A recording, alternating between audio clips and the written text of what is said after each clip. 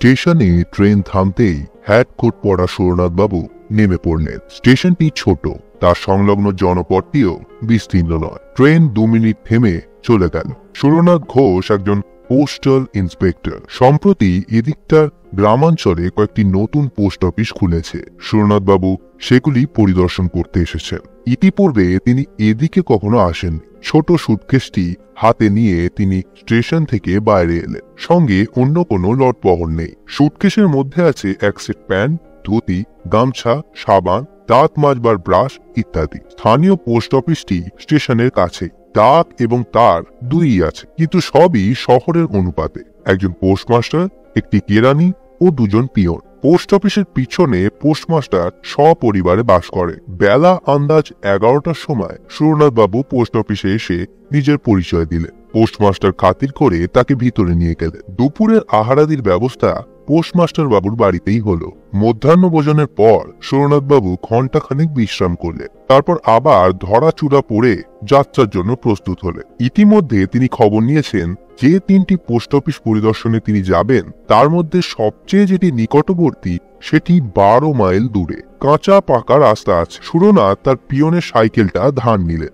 আজ সন্ধ্যের সময় উদ্দিষ্ট গ্রামে পৌঁছবেন। কাল সকালে সেখানকার পোস্ট অফিস তদারক করে সন্ধ্যের আগে ফিরে আসবেন। তারপর আবার অন্য পোস্ট অফিসের উদ্দেশ্যে যাত্রা করবেন। সাইকেলের পিছনে ছোট সুটকেসটা বেঁধে সুরনাথ তাতে আরোহণের উদ্যোগ করলে পোস্টমাস্টার বললেন, এখান থেকে মাইল 5-6 দূরে রাস্তাটা দুভাগ হয়ে গেছে। ডানহাতি রাস্তা দিয়ে গেলে একটু ঘোর পড়ে বটে, কিন্তু আপনি ওই রাস্তা দিয়ে যাবেন। সুরনাথ জিজ্ঞেস করলেন, কেন, বাঁহাতি রাস্তাটা কি দোষ করেছে? পোস্টমাস্টার বললেন, ও রাস্তাটা ভালো নয়। সাইকেলে আরোহণ করে সুরনাথ বেরিয়ে পড়লেন। কয়েক মিনিটের মধ্যেই তিনি শহরের এলাকা পার হলেন। তারপর অবারিত মুক্ত দেশ। দেশটা বর্ণসংকর, অবিমিশ্র পলিমাটি নয়, আবার নির্জলা মরুকাতারও নয়। স্থানে স্থানে ঘন বন আছে। কোথাও শিলাভূমি, কোথাও নরম মাটির বক্ষ বিদীর্ণ করে রুক্ষ পাথরের ঢিবি মাথা তুলেছে। এই বিচিত্র ভূমির ওপর দিয়ে নির্জন পথটি মেঁকে মেঁকে চলেছে। আকাশে পৌষ মাসের স্নিগ্ধ সূর্য উঠেছে। সুরনাথ প্রফুল্ল মনে মন্থর গতিতে চলেছেন। মাত্র 12-14 মাইল পর সাইকেলে যেতে কতই বা সময় লাগবে। সুরনাথের বয়স 40 বছর। মধ্যমাকৃতি, দৃঢ় শরীর, মুখশ্রী মোটের ওপর সুদর্শন। তিনি বিপত্নী। বছর 3 আগে স্ত্রী বিয়োগ হয়েছে।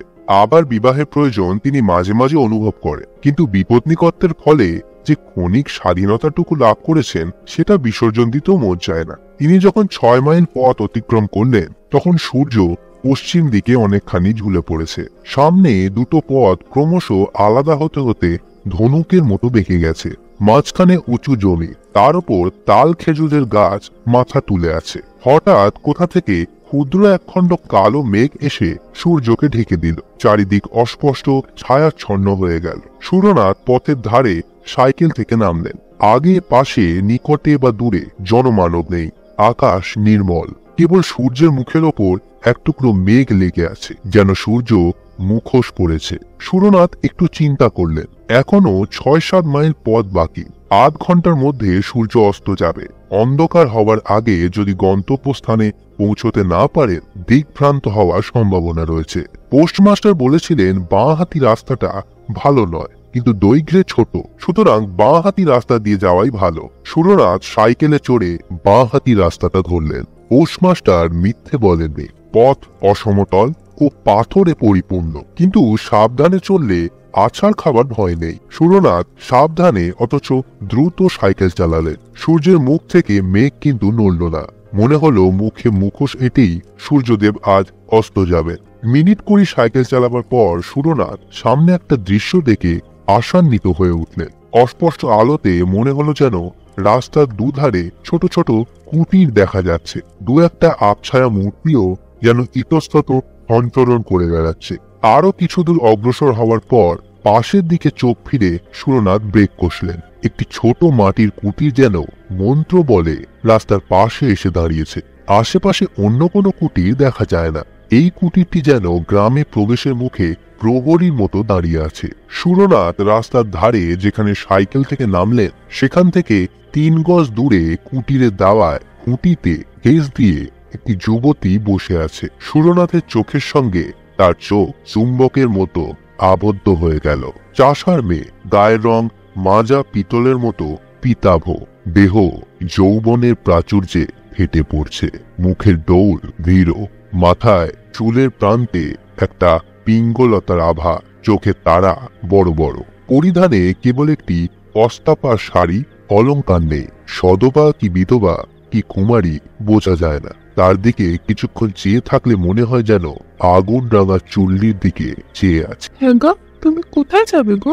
যুবতী প্রশ্ন করল। দাঁতগুলি কুন্দ শুভ্র, গলা স্বর গভীর ও ভরা, কিন্তু কথা বলবার ভঙ্গি গ্রাম্য। সুরনাথের বুকের মধ্যে ধকধক করে উঠল।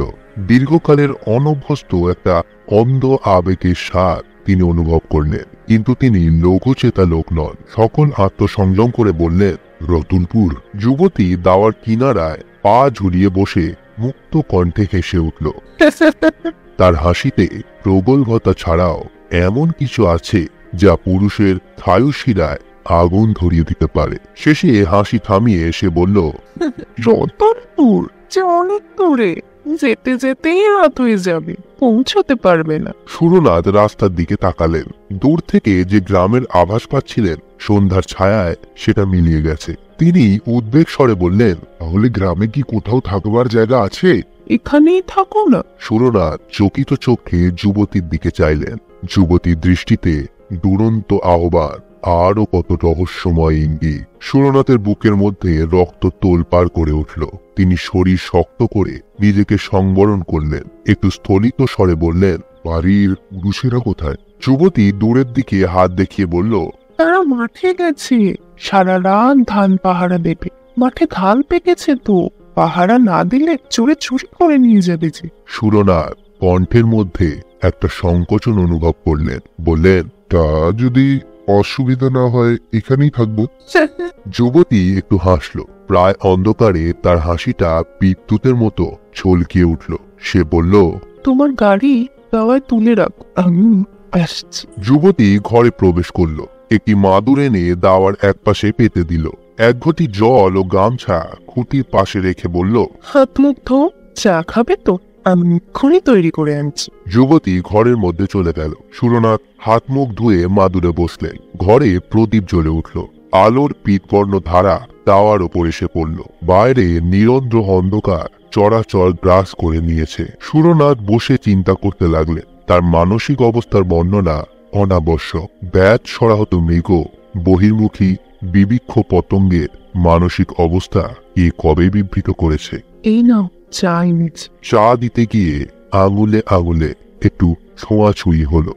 শেষে আমি রান্না চড়াতে চললুম। সুরনাথ ক্ষীণ কণ্ঠে আপত্তি তুললেন, আমার জন্য আর রান্না কেন?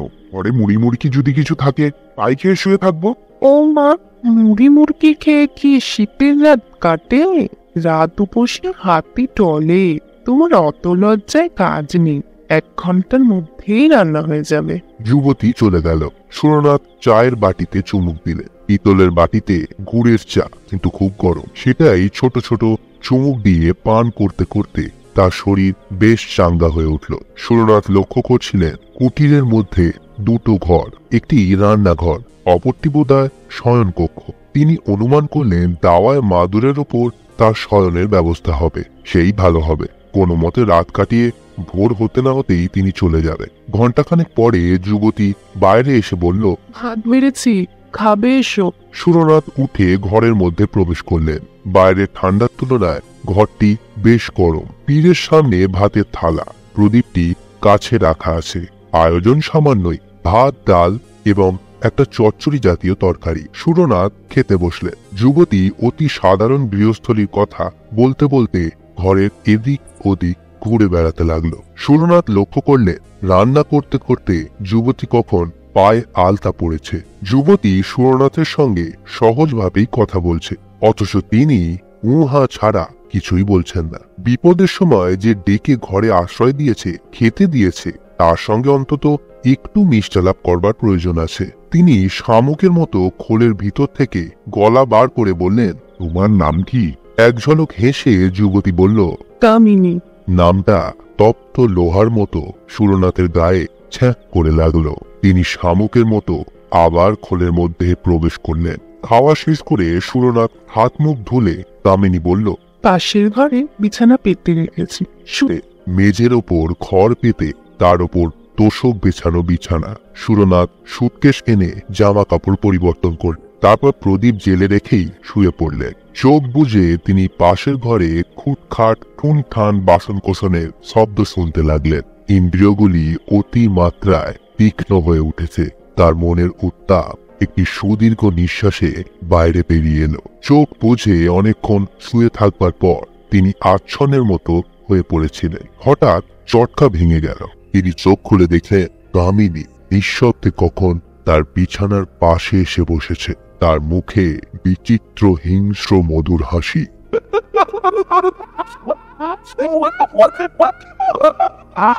3 দিন পর্যন্ত সুরনাথ যখন ফিরে আসলেন না, তখন পোস্টমাস্টার বাবু উদ্বিগ্ন হয়ে উঠলেন। কেবল সুরনাথ বাবুর জন্য নয়, সেই সঙ্গে পোস্ট অফিসের সম্পত্তি সাইকেলটিও গিয়েছে। পোস্টমাস্টার পুলিশে খবর দিলেন। পুলিশ খোঁজ নিল। সুরনাথের যে 3টি পোস্ট অফিসে যাওয়ার কথা সেখানে তিনি যান। পুলিশ তখন রীতিমতো তদন্ত আরম্ভ করল। 7 দিন পরে সুরনাথকে পাওয়া গেল। বাঁহাতি রাস্তায় একটিও কুটির নেই। সেই রাস্তার পাশে ঝোপঝাড়ের মধ্যে তার মৃতদেহ পড়ে আছে। সাইকেলটা একটু দূরে মাটিতে লুটিয়ে পড়ে আছে। তার পিছনে সুরনাথের সুটকেসটি রয়েছে। সুটকেসের মধ্যে কাপড় চোপড়, সাবান, মাজন, ব্রাশ সমস্তই আছে। কিছু খোয়া যায়নি। সুরনাথের দেহে কোথাও আঘাত চিহ্ন নেই, কিন্তু দেহটি প্রাচীন মিশরীয় মমির মতো শুষ্ক হয়ে গেছে, যেন রক্তচোষা বাদু দেহটা শুষে নিয়েছে। পুলিশ হাসপাতালে লাশ চালা দিল। পোস্টমাস্টার যখন সুরনাথের মৃত্যু বিবরণ শুনলেন, তখন তিনি আক্ষেপে মাথা নেড়ে বললেন, ডাইনির হাতে পড়েছিলেন। কামিনী ডাইনি এখনো তল্লাটে আছে। মায়া বিস্তার করে বেচারিকে টেনে নিয়েছিল। আমি ইন্সপেক্টর বাবুকে সাবধান করে দিয়েছিলাম, বলেছিলাম বাঁহাতি রাস্তাটা ভালো নয়, কিন্তু উনি শুনলেন না।